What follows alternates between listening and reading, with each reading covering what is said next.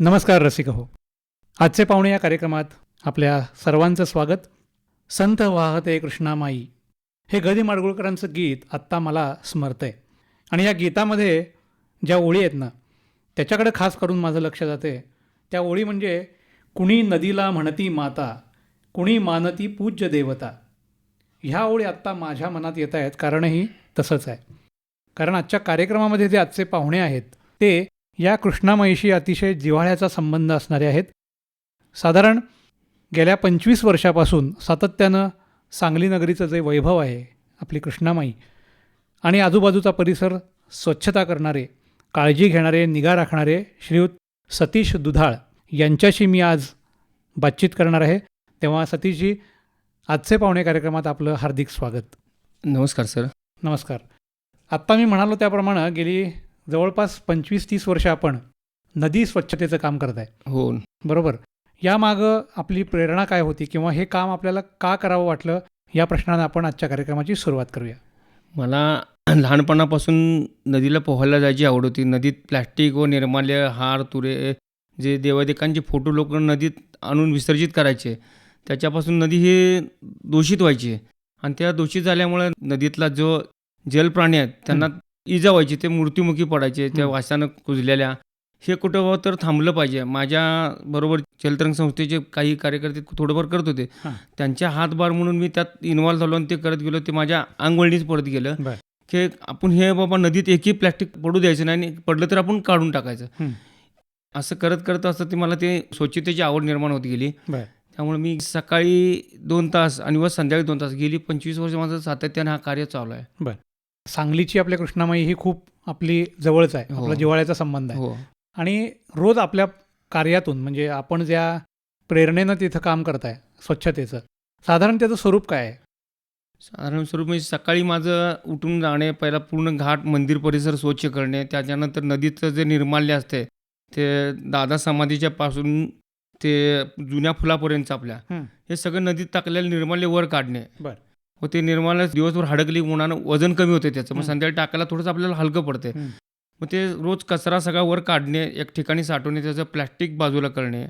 शिवाय त्याचे कपडे लोक धुवायला तर ते कपडे तिथंच टाकतात, नको ते वजं कुठं फाटकं तुटकं न्यायचं, मग ते तिथं नदी सोडून जातात. ते नदीत पडलं की त्याचं कुजून खराब होऊन वास येतो, येणाऱ्यांना सुद्धा त्रास होतो त्याचा, पण दूषित पाणी होतं. हे कुठं तर दूषित पाणी व्हायचं थांबावं आणि चांगलं पाणी आपल्या सांगलीकरांना मिळावं.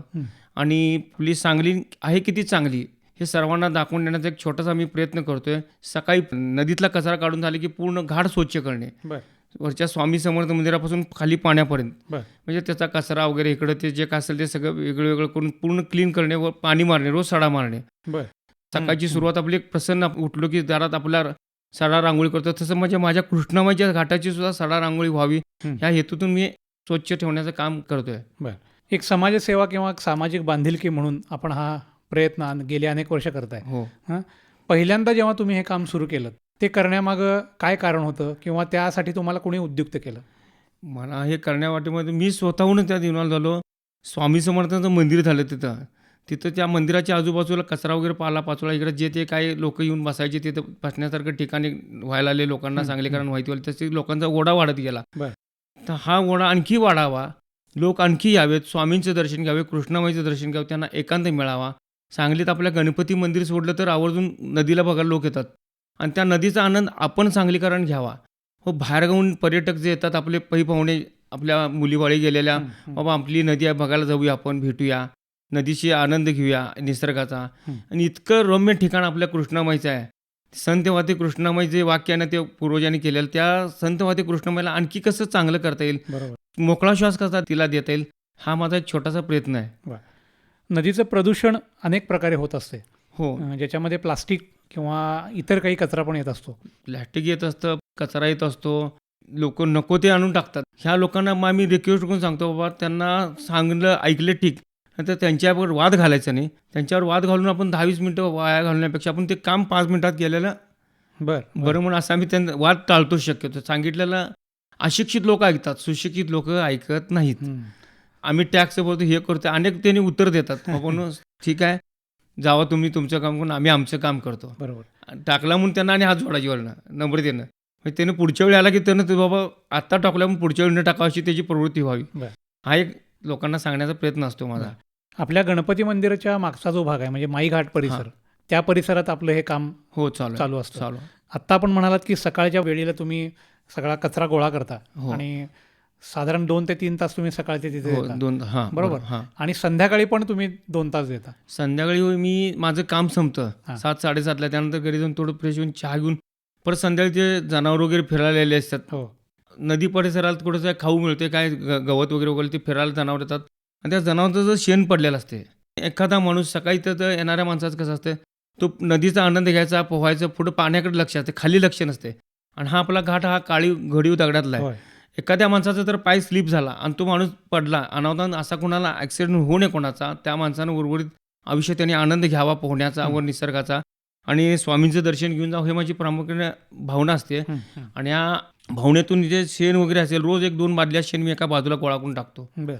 आणि एका खड्डा करून त्या खड्ड्यात तिथं साठवतो. आणि ते शेण जे घरगुती पाक किंवा शाळेच्या उपयोगी जे कोणाला गार्डन झाडाची शाळेत आता गार्डन वगैरे त्या गार्डनला मी देऊन टाकतो. हे खत म्हणून त्याचा वापर खत म्हणून होतो. वापर करावा, हा माझा प्रयत्न असतो. बरं. एकूणच हे सगळं कार्य करताना आता नक्कीच तुम्ही एकटे नाही आहे. हो. तुमच्याबरोबर अजून तुमचे सहकारी आहेत असतील. आहेत हां.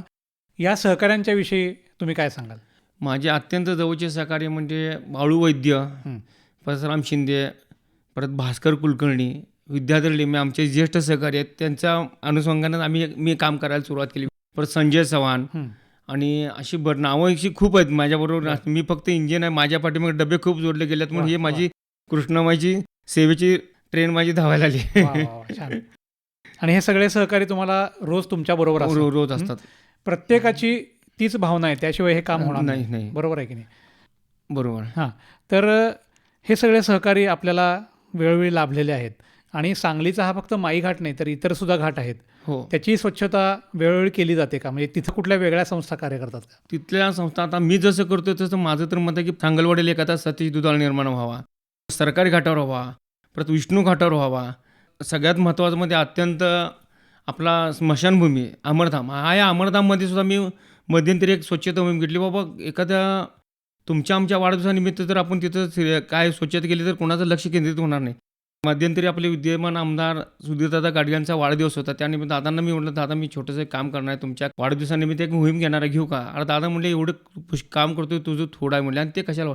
नाही म्हटलं दादा मी अमरधाम स्वच्छ करणार आहे. बरं. अरे ठीक आहे म्हणले, तू काय करशील तुझा काय भरोसा नाही म्हणले. ठीक आहे म्हणले, करून घे. तू एकटा करणार आहेस का कोण करणार आहेस? म्हटलं मी कोण येऊ दे न येऊ दे दादा, मी म्हटलं जाऊन मी करणार आहे. हे तुमच्या वाढदिवसानिमित्त मी जर स्वच्छ केलं तर अनेकादा कोण जर लोकप्रतिनिधी होतील, बाबा माझ्या वाढदिवसानिमित्त स्वच्छ, अशा निमित्तानं तिथं स्वच्छतेची मोहीम चालू होईल कायमस्वरूपी. ह्या हेतूतून मी दादांच्या वाढदिवसानिमित्त अमरधाम स्वच्छ करायला चालू केलं. आता वारंवार तिथं कोण ना कोणतरी येतं, बाबा माझ्या वाढदिवसानिमित्त स्वच्छ करा. ते दुर्लक्षित होतं आणि सगळ्यात रम्य शेवटचं ठिकाण आपलं तिथं. आणि तिथं आपण जाऊन निवांत 1 तासभर ते आपण बसलेला असतो. तिथं बसताना सुद्धा आपल्याला मोकळा श्वास आला पाहिजे, आजूबाजूची दुर्गंधी नाही आली पाहिजे. आता हे जे आता तुम्ही म्हणालात की अमरधाम स्वच्छतेची मोहीम तुम्ही हाती घेतली होती, काय पद्धतीनं मोहीम राबवली? कडबा काट्या त्याची सगळी विल्हेवाट केली. त्याचा कडब्याचा एक ठिकाणी आम्ही ढीग मारून ठेवला. बाबा काय एखादा जनावरवाला गाडोवाला तो घेऊन जाईल, त्या जनावराचा त्या कडब्याचा उपयोग होईल. ते काट्या वगैरे ज्या आहेत त्या एक ठिकाणी आम्ही करून टाकल्या. एका बाजूला सगळं केलं आणि पाचोळा होता तो महापालिकेच्या घंटागाडी बोलवली. ते कपडे वगैरे जे गाद्या जे काय लोकांचे जे काय तिथं शेवटचं पडलेलं असते त्या गाडीत सगळं आम्ही भरून त्याची विल्हेवाट लावली. बरं. सकाळचे 2 तास आणि संध्याकाळचे 2-3 तास तुम्ही नदी स्वच्छता अभियानात कार्यरत आहात. पण मधल्या काळात तुम्ही काय करता? व्यवसाय काय आहे? माझा मधल्या काळात मी गणपतीपेठेत हमाली करतो. बरं. माझा पूर्वी हात गाडा होता. माझे वडीलही हमाली करायचे. कालांतर घरच्या परिस्थितीमुळे मीही त्या क्षेत्रात उतरलो. त्यामुळे पर्यायच नव्हता हमालीशिवाय. पूर्वी हात गाडा होता, आता माझं 3 चाकी सायकलवरून माल वाहतुकीचं काम करतो मी. बरं. मग हे सगळं करत असताना जे व्यापारी आहेत त्यांचं तुमच्या कार्याला सहकार्य मिळतं का? हो, खूप मोठं सहकार्य मिळतं. माझे ते आर्यन टोल्स म्हणून आहेत, ते झाडू विक्रीचा धंदा करतात. बरं. सतीश 5-1 झाडू तर आमच्याकडून घेऊन जातो, म्हणजे स्वच्छतेसाठी. बरं. आणि काही लागली तर तुला मदत आमच्याकडून घेऊन जात जा. ठीक आहे सर म्हटलं, तुम्ही मालक मला बोललात त्याचा मला आनंद आहे. मला एक महिन्याला 4 झाडू तुम्ही देत जावा. मला महिन्याला 10 खराडे लागतात. बरं. रोजची साफसफाईला. बरं. ते परिसर साधारणपणे माझ्यामध्ये 30 ते 35 हजार स्क्वेअर फुटाचा परिसर आहे. तो रोज 35,000 स्क्वेअर फूट झाडणं म्हणजे नाही, खरं चेष्टा नाही आहे ती. मला स्वामींनी वरदान दिले, गणपतीनं आपल्या सांगलीच्या आराध्य दैवतांनी वरदान दिले, हे मी करत आलो आहे आणि पुढं करत राहणार आहे. बरं. नदी ही आपली जी जीवनदायिनी आहे आता वेगवेगळ्या ऋतूमध्ये नदीची वेगवेगळी रूपं असतात. हो, म्हणजे उन्हाळा असेल तर उन्हाळ्यामध्ये नदी कोरडी पडते कोरडी पडते. अनेक वेळा, आणि जे काही टाकलेलं असतं नदीमध्ये ते आपल्याला खरं दिसायला लागतं. हो पावसाळ्यात आपल्याकडं महापुराचं संकट एक खूप हो. मोठं आहे. हो आता अलीकडचा विचार केला तर 2005 साली, 2019 आणि हो. 21 साली आपल्याकडे महापूर आला होता. हो. आता महापुराच्या काळामध्ये आता हे तुमचं अभियान किंवा त्याची काही दिशा बदलते का, त्याच्यामध्ये काही बदल होतात का? महापुराच्या काळामध्ये कसं म्हणते का, आता पाणी येऊन गेलं हं. तर जसं जसं पाणी कमी होईल तसं तसं आपल्या सगळ्यात सांगलीतला पहिला पूर्ण आपल्या सांगली जिल्ह्यातला जर म्हटलं तर आपला एकमेव असा घाट आहे की आपला मै घाट हा क्लीन होतो हां सगळ्यात पहिला. हां जसं जसं पाणी उतरलं तसं तसं आम्ही काम करत जातो. बरं. म्हणजे पाणी पूर्ण उतरायची वाट बघत नाही. पूर्ण पाणी उतरायची वाट बघितली की ते दिवस वाढले जातात, वाया जातात. हो. जसं जसं कमी होईल तसं तसं आम्ही पाणी क्लीन करण्याचा प्रयत्न करतो. सकाळ बरं. संध्याकाळ दुपार जेवढा वेळ मिळेल तेवढा त्या नदीसाठी वेळ देतो. बरं. जेणेकरून का हा लोकांना पब्लिकला खुला होऊ दे. पूर्ण सांगलीत पाणी आलं, सगळ्यांनी कंटाळले बाबा, ते कुठं 10 मिनिटं तिथे येऊन कंटाळा जाऊ देत, बसू देत तिथे येऊन. आणि महापूर काळामध्ये म्हणजे आता आपण 19 सालचा खूप मोठा महापूर आलेला होता. हो त्या काळामध्ये नदी आपण जी आत्ता स्वच्छ करताय किंवा ज्याच्यावर आपलं सगळं अवलंबून आहे, ती नदीच लोकांच्या दारात आली अशी परिस्थिती झालेली हो. होती. म्हणजे आपल्या सांगलीतला खूप परिसर महापुरानं वेढलेला होता. तर त्या काळात तुम्ही मदत कार्य काही प्रकारचं केलं का? हो केले की. सर्वप्रथम माझ्या घरी पूर आला की 40, 42, 43 फूट झाली की माझं घरच पाण्याखाली जाते. राहायला तुम्ही कुठं आहात? मी राहायला कर्नाल रोडला वसंत पेट्रोल पंपच्या बॅक साईडला आहे. बरं.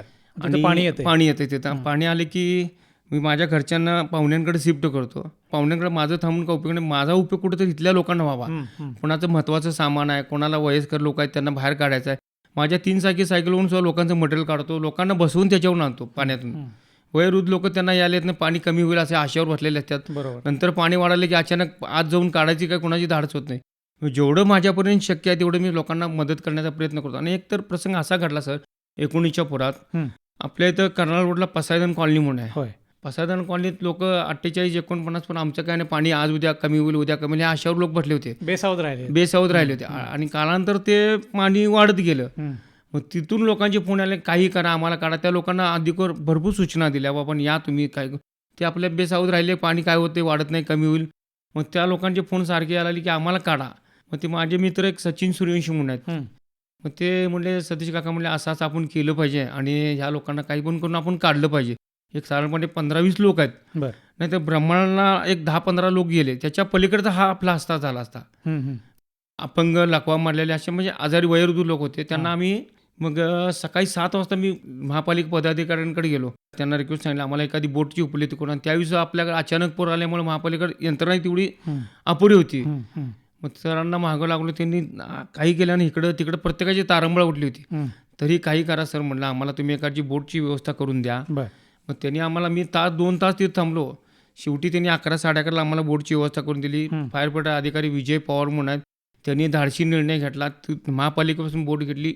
मल्टीप्लस पाशी गेलो आम्ही. म्हणजे जायला कुठून रस्ताच नव्हता. मल्टीप्लस बायपार रोड मागे आम्ही कर्नाल रोडला गेलो आणि तिथून ती लोक आमच्या अशी शिडी केली, मानवी शिडी केली बोटला खाली लावून. त्या मानवी शिडीवरून त्या लोकांना खाली घेतलं.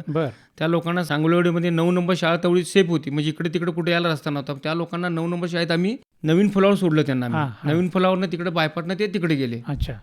आणि हे सगळं करत असताना त्या लोकांच्या भावना काय होत्या ज्यांची सुटका झाली? आता तिथं आम्ही आणायला गेलो त्यावेळेस एक त्यांच्या चेहऱ्यावरचं हे, आणि त्यांना पाण्यातून बाहेर आणल्यानंतर त्यांचा एक आमच्या मृत्यूच्या ह्याच्यात सुटका झाली त्याच्या चेहऱ्यावरचा आनंद, हाच आम्हाला केलेल्या कामाची पावती त्यावेळीच.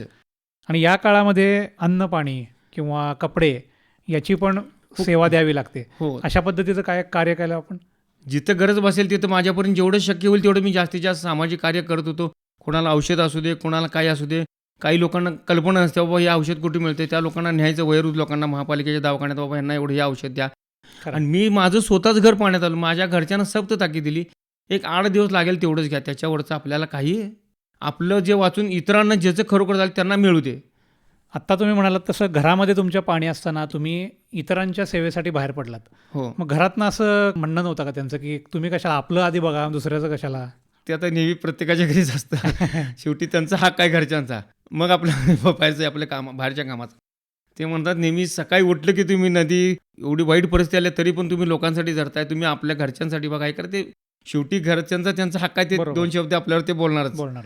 नाही पण शेवट त्यांनाही तुमच्या कामाविषयी कौतुक असणार. कौतुक आहे. आज त्यांनी मला साथ दिली म्हणून तर मी हे काम करू शकलो. बरोबर जेवढं माझं यश आहे तेवढं त्यांचं पण यश आहे या खरं, कामात. खरं. त्यांनी सोडल्यामुळे मी हे करू शकलो बरोबर आणि भविष्यात करू जाणार. गाडीची चाकं 2 बरोबर फिरली तर ती गाडी बरोबर चालते. खरं आहे. एक गाडी मागं पुढे झाली तर ती गाडी पुढे जाऊ नाही शकत खरं आहे, नाही. खरं आहे, अगदी योग्य. आता सध्या आपण महापुराविषयी बोलतोय पण त्याच्यानंतर म्हणजे महापूर एकदा येऊन गेला की खूप दुर्गंधी दुर्गंध असते सुटते. गावात हो, हो. असते जनावरं वगैरे किंवा- इकडे तिकडे पडलेली हे हो, ते हो. सगळ्या जनावरांना बाबा महापालिकेच्या मदतीला जायचं. काही एसआय लोक आहेत, महापालिकेचे मुकदम लोक आहेत, सतीश भाऊ काय असलं सांगा, आपण मिळून करू, तुमची टीम मला द्या, आमची टीम तुम्हाला घ्या, एकमेकात हात धरून आपण काम करू. हं. मग ती कुठं जनावरं वाढलं असेल, कुठं काय झालं असेल, हे सगळं आम्ही एकत्रित मिळून काम करतो. बरोबर. आणि आता तुम्ही हमाली व्यवसाय करता म्हणता. हो. हं? साधारण हा व्यवसाय तुम्ही किती वर्ष करताय? हा व्यवसाय साधारणपणे मी जवळजवळ मी शाळेला 2री-3रीला होतो तेव्हापासून मी करतो सर. बरं शाळेच्या सुट्टीत, मेच्या सुट्टीत या आंब्याच्या करंड्या वगैरे मंडईत उचलायच्या. घरची परिस्थिती अगदी म्हणजे आर्थिकदृष्ट्या पूर्ण कमकुवत. आई माझी धुणं भांड्याच्या कामाला वगैरे जायची. तिचे पाय निरम्याच्या पाण्यात थोडेसे हे व्हायचे, ॲलर्जीचे. मग ते बघून मला कसं तर व्हायचं. बरं. आज मी काही करून मी घर चालवलं पाहिजे, मला घरात नाही पुढे गेलं पाहिजे. हा इथं ठेवून आईचे खूप अक्षरशः म्हणजे आईचे असे रक्ताळ्यागत ॲलर्जी व्हायची. एवढं तरी पण आई काम करे. आई म्हणलं तू काम पास कर, कसं होईल तसं आपण करू. मी तिथून शाळेतून थांबलो आणि मी करंड्या उचलत असं हे काम करत आपल्या गणपतीपेठला LB सावंत म्हणून आहेत. मग त्यांच्या दुकानात थोडंसं काम थोडं काम करत म्हणजे पेठेत सगळ्यांची ओळख झाली. बरं माझे मित्र हेमंत सवाशी म्हणत त्यावेळी माझ्या तत्काळ हातगाडाच बनवतात. त्यांनी मला हातगाडा बनवून दिला. करतोयस तर तू कर, काय तर 2 पैसे मिळव, तू व्यवस्थित राहा. मग त्यांनी मला सहकार्य केलं आणि सावंतांनी तरी इतकं सांभाळून घेतलं की आज जे आहे ते बाबा त्यांनी मला गणपतीपेठेत जागा दिली म्हणून 4 व्यापाऱ्यांचे ओळखी झाल्या. त्याच्या माध्यमातून मला काम मिळत गेलं आणि मी पुढे येत गेलो. बरोबर. हे जे तुम्ही काम करताय, सामाजिक कार्य असेल किंवा तुमचा जो हमाली व्यवसाय असेल, याच्यामध्ये आपली तब्येत व्यवस्थित असणं हे खूप महत्त्वाचं आहे. हो. हां आता त्यासाठी काही वेगळे तुम्ही प्रयत्न करता? त्यासाठी काही नाही, वेळच्या वेळ जेवणं, हां अगदी तेलकट मसालेदार न काही खाणं. म्हणजे आपलं जर तब्येत व्यवस्थित ठेवत असेल तर आहार योग्य ते घेणे आणि वेळच्या वेळी जेवणे बरोबर. आणि झोप आपल्याला तेवढी झोप कंटिन्यू आपली झाली पाहिजे. त्या आपल्या हे तुम्ही पाळला की आपल्या तब्येतीला काही होऊ शकत नाही. बरोबर. हमाली काम करत असताना वेगवेगळ्या व्यापाऱ्यांशी किंवा वेगवेगळ्या ग्राहकांशी पण तुमचा संबंध हो, येतो. हो. बरोबर. असे काही अनुभव सांगू शकाल? मी काम करत असताना की नाही, आता कोरोनाच्या काळात सगळं बंद होतं, सगळं ठप होतं. हां तिथं कोरोनाच्या काळात काही लोक माझे सहकारी हात बांधून बसले होते, काही काम नाही काय नाही. मग सकाळचं नदी सुरू झाली की एक व्यापारी होते आमचे गणपती पेठेतले, त्यांचं तेलाचे डबे वगैरे, तांदूळ वगैरे यायचं. बरं ते पहाटे रात्री मी 2-2:30ला जायचं, त्यांची गाडी उतरायची माझी. तर माझंही हात बांधले होते, मलाही काम नव्हतं. इतरांना पण मिळावं, प्रत्येकाची चूल पेटव, प्रत्येकाला 2 घास मिळावं, हा माझा उद्देश होता. आणि तो स्वामी कृपेने सफल झाला. रोज माझ्याकडे सगळं थांबलं होतं करून रोज मी 7-8 लोकांना घेऊन मी काम करत होतो. बरं. ते करून मी झाल्यानंतर परत आणि माझं घाटाचं काम करत होतो. वाईट परिस्थितीत सुद्धा परमेश्वरानं माझी भावना चांगली होती म्हणून मला काम दिलं, माझ्या सहकाऱ्यांना काम दिलं. हा सगळ्यात महत्त्वाचा आनंद. खरं आहे.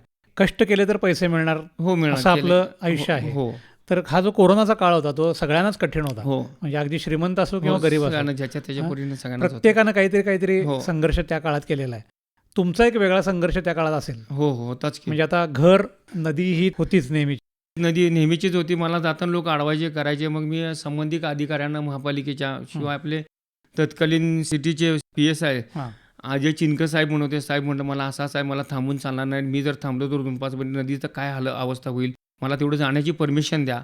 सतीश म्हटले हा माझा नंबर घे म्हटले. त्यांनी नंबर दिला मला आणि तत्कालीन आरोग्य अधिकारी आंबोळे साहेब होते, स्वच्छता दूध म्हणून त्यांनी मला ब्रँड अँबॅसेडर म्हणून त्यांनी एक आयडेंटिटी करून दिली. बरं. म्हणजे आयडेंटिटी लावून मी जाणार, काम करणार किंवा गरजू लोकांना, कोणाला औषध भागातल्या लोकांना पाहिजे असेल किंवा काही महत्त्वाच्या वस्तू लागत असेल, मदत जेवढी करता येईल, कोणा एखाद्या पेशंटला न्यायचं असेल तर हे लेबल असल्यामुळे मला लोक बाबा यांना घेऊन चालले म्हणजे मला कोण पोलीस अधिकारी वगैरे कोण अडवत नव्हते. त्या ह्याच्या माध्यमातून माझं हे सामाजिक कार्य त्यावेळी चालूच होतं. बरोबर. पिण्याचं पाणी योग्य मिळालं आपल्याला तर तब्येती आपल्या उत्तम राहतील. हो, 100%. नदीमध्ये अनेक वर्ष आपल्या सांगलीचा जो प्रश्न आहे शेरी नाल्याचा, हो, बरोबर. आता तुम्ही तर प्रत्यक्ष ते रोज बघताय. बघतोच ते. खूप वर्ष तो प्रश्न प्रलंबित आहे. एक स्वच्छता दूत म्हणून आपल्याला काय वाटतं? जो शेरी नाल्याचा प्रश्न तो तातडीनं प्रशासनानं मार्गी लावावा. आणि आता कसं आहे म्हणते का, ज्यावेळी पाण्याची लेवल वाढते त्यावेळी तो पाणी इकडं नाल्यात साठलं जातं होय आणि ज्यावेळी पाण्याची लेवल कमी होते त्यावेळी ते नाला साठल्याच पूर्ण नदीत मिसळतो. होय. हा न मिसळता त्या नदीचं जे मोटर्स आहेत, महापालिकेचे पंप आहेत, जे काय आणि अपुरी व्यवस्था आहे, तर तत्कालीन प्रशासनाने पूर्ण करून ते पाणी योग्य ठिकाणी न्यावं आणि बारमाही आपली नदी स्वच्छ राहावी, सांगलीकरांना स्वच्छ पाणी मिळावं. आपण बाहेरगावी प्रवासाला जातो हो. की नदी खूप दूषित असते, अस्वच्छ असते. तुम्ही असं बाहेर गेल्यानंतर तुम्हाला असं जाणवतं? आपली नदी आणि इतर बाहेरच्या नद्या ह्यात जमीन आसमानचा फरक आहे. आता लई नको आपली नदी, आम्ही इथं सगळे आपले सहकारी आहेत, सांगलीकरांना थोडंफार मनावर घेतलं. मी त्यात मुंगीचं काम माझं चालू आहे. पंचगंगेला गेलो तर पूर्ण चादर अंतरल्या की त्या केंद्रानं चादर अंतरलेली जलपर्णी असते. असते सगळी. माझ्यासारखे तिथंही लोक निर्माण व्हावेत आणि ती जलपर्णी पंचगंगेला सुद्धा मोकळा श्वास द्यावा. बरोबर. आज माझी कृष्णमयी स्वच्छ वाहते, बारमाही वाहते, तशीच ही पंचगंगा सुद्धा व्हावी. मध्यंतरी मी काशीला गेलो होतो. तिथं बघितलं काही पूर्वीची गोष्ट ते सोडून आता बरीच सुधारणा झाली आणि बरंच डेव्हलपमेंट तिथं चालू आहे. ती नदी कशी आहे तशी आपली नदी बारमाही व्हावी आणि माझ्या आजूबाजूच्या नद्या पण व्हाव्यात. माझी एकटी नदी होऊन उपयोग, नदी ही सगळ्यांच्या आणि सगळ्यांच्या आजूबाजू ज्या नद्या आहेत त्या नद्या सगळ्या स्वच्छ व्हाव्यात. नदीत निर्माल्य न टाकावं लोकांनी. योग्य वेळ आली की योग्य वेळी ते नाले साफ करून योग्य ते पाण्यात न मिसळता, आज इथनं काढलं आणि परत ते पाणी पूर आले की परत ते नदीतच जाते. मग तुम्ही नाले सफाई वगैरे करून उपयोग काय त्याचा? तर सफाई केलेल्या नाल्याचा जो कचरा असतो, जो वेस्ट केंद्र असतं, तो तुम्ही महापालिकेच्या कचरा डेपोवर टाकावा, म्हणजे जेणेकरून तो परत पाण्यात येणार नाही आणि न यावा, हीच माझी एक अपेक्षा आहे. बरोबर. सध्या आपला जो माई घाट आहे, म्हणजे एक साधारण 10-15 वर्षापूर्वीचा काळ आणि आत्ताचा काळ, तिथं खूप सुशोभीकरण झालेलं आहे. हो, झालेलं म्हणजे आहे. वसंतदादांची समाधी, आजूबाजूचा जो परिसर आहे, आणि तिथं संध्याकाळी पर्यटकांची गर्दी खूप असते. खूप असते. म्हणजे अगदी आबालवृद्ध सगळे असतात. म्हणजे तिथं व्यायाम करणारे असतात, संध्याकाळी फिरायला येणारे असतात. आणि तिथं आता थोडीशी चौपाटीसारखी एक चित्र आपल्याला थोडंसं दिसायला लागलं. तर ह्यावेळी आपल्याला तिथं स्वच्छता राखणं खूप महत्त्वाचं आहे. बरोबर. मग तिथं आलेल्या लोकांना या संदर्भात आपण काही मार्गदर्शन किंवा संदेश देता? आम्ही संदेश देतो बाबा की तुम्ही आलात, या आनंद तुमचा जो काय निसर्गाचा घ्या. जे डस्टबिन आहेत ते तुमचे खाऊ काय कागद आहेत ते आहेत ते तुम्ही डस्टबिनमध्ये टाका, इतर टाकू नका. जे वारं आले की परत पाण्यात जातील किंवा इतर घटनांना त्रास होईल, असं काही करू नका. आणि तत्कालीन महापालिकेच्या अधिकाऱ्यांना मी वारंवार सांगितलं की बाबा आम्हाला डस्टबिनची व्यवस्था करून द्या. तिथं अपुरे डस्टबिन आहेत. असे मध्यंतरी मी प्रमोद चौगुले सर, आपल्या आभाळ मायाचे फाउंडेशनचे अध्यक्ष आहेत, सर म्हणलं असाच मला थोडा प्रॉब्लेम येतो, तर काय आपल्या माध्यमात फाउंडेशनच्या माध्यमातून मदत होईल का? मग त्यांनी मला ते समृद्धी उद्योग समुदायाचे मालक, त्यांना गाठ घालून त्यांनी म्हटले तुला काय सामग्री लागणार, ते आम्ही जे काय लागेल ते तुला पुरवतो. सर म्हणलं सध्या मला एवढं लागणार, तुमच्याकडून मदत झाली तर खूप बरं होईल. मग आता त्यांनी डस्टबिन वगैरे दिलेत, ते मी ते डस्टबिन वापरतोय. घाटावर ठेवलेत. ज्या काय पाट्या मला सामग्री कचरा वगैरे गोळा करण्यासाठी ते त्यांनी दिलेलं आहे थोडं. आता हे कसं झालं, हे वस्तुरूपातली मदत झाली. आपल्याला कदाचित आर्थिक मदत पण लागत असेल. आर्थिक मदत शक्यतो काय खराटे झाडू हे ते एवढंच लागतं. मी कोणाकडे मी काम करतोय, मला हे करू नका. मला तुम्हाला जर देऊ वाटलं तर एक 4 खराटे किंवा खोरं पाटी हे असलेच लोकांकडून मी मदत घेतो. बरं. हे सगळं कार्य करत असताना तुम्ही वारंवार स्वामी समर्थांचं नाव घेता किंवा देवाची कृपा तुमच्यावर आहे असं म्हणताय. त्या अनुषंगानं पण तुम्ही गेली अनेक वर्ष काही काम करताय, त्याविषयी काय सांगाल? आता मी हे वार्षिक जे माझे 25% जो काय माझ्या मालीच्या रोजच्या मळगेतले 25% बाजूला काढतो. वार्षिक एक ठिकाणी एकत्र करतो आणि त्याच्या माध्यमातून की एखादा शेतकरी कसं मन लावून शेती केलं तर त्याचं शेत भरतं, तसं माझे स्वामी भक्त, आमचा भाग हा जांभवडी, हा मागाटला भाग. जांभवडी म्हटलं की पूर्वी लोक यायला पण घाबरत होती. हा कुठेतरी शिक्का मला पुसून काढायचा आहे. आणि ह्या जांभवडी भागात आध्यात्मिक लोक आहेत, आध्यात्मिकाची सांगड होऊन ते लोक मार्गाला लागल्यात आणि चांगलं व्हायला, येणारी पिढी घडायला आल्या. हे करत असताना मी प्रत्येक वर्षी घरी गुरुचरित्र पारायण करतो 3 दिवस. तर तिसऱ्या दिवशी दुपारी 1,500-2,000 हजार लोकांचा महाप्रसाद करतो. तिथे येणाऱ्या 20 लोक फक्त स्वामी भक्त व्हावे, 20 वृक्षारोपण व्हावं आणि त्याचे झाडं व्हावी, वृक्ष व्हावी, एवढी स्वामीचरणी मी ताकद मागतो. आणि ती ताकद अद्याप स्वामींनी मला दिलेली आहे. असं करत करत माझा परवाचा 25वा प्रसाद झाला आणि करते स्वामी आहेत. वा. तुम्ही मगाशी सांगितलं की परिस्थितीमुळे तुम्हाला शिकता आलं नाही. बरोबर. शिक्षण सोडावं लागलं. तुमची जी मुलं आहेत त्यांचं शिक्षण कशा पद्धतीनं सुरू आहे? आता माझी मुलगी 3rd इयर डिप्लोमाला आहे. लट्टे पॉलिटेक्निकमध्ये आता शिकते येते. मुलगा माझा आता 13वीमध्ये शिकतोय. मी मध्यंतरी थोडंसं माझं घरगुती अडचणीमुळे तो पप्पा म्हटला तुम्हाला खूप त्रास व्हायला लागला. म्हटला मी 2 वर्ष थांबतो, गॅप घेतो आणि मी परत शिक्षणाकडे वळतो.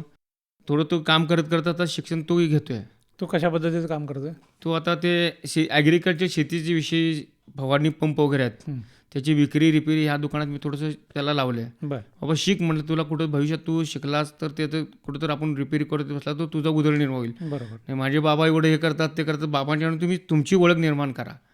समर्थ दुधाळांचे पप्पा सतीश दुधाळ म्हणून ओळख निर्माण व्हावी हेच मुलांना सांगतोय. वा, माझ्या मुलीचं नाव स्वामिनी आहे. स्वामिनी दुधाळचे पप्पा सतीश दुधाळ, तुमच्या पायावर तुम्ही उभा राहा. छान.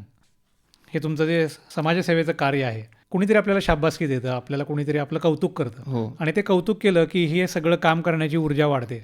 असे काही कौतुकाचे प्रसंग आपल्या आयुष्यात आलेले आहेत?